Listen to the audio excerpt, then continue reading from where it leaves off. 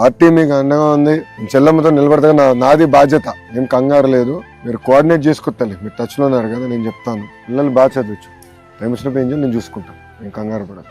డబ్బులు అకౌంట్ లో పడిపోయినాయి కదా, ఎన్ని రోజులైంది? 3వ రోజుకి వచ్చేసింది. ఫోన్ చేస్తాడు కదా, డాక్యుమెంట్లు అన్ని పంపించేశారు.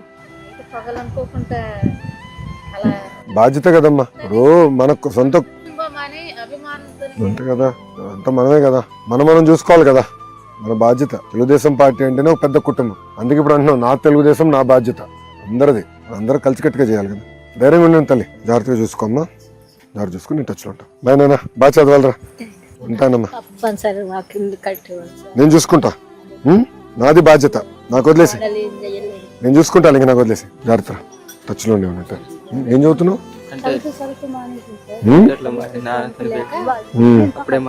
అప్పుడే మానేసా? ఇప్పుడు ఏం చేస్తున్నావు మళ్ళీ?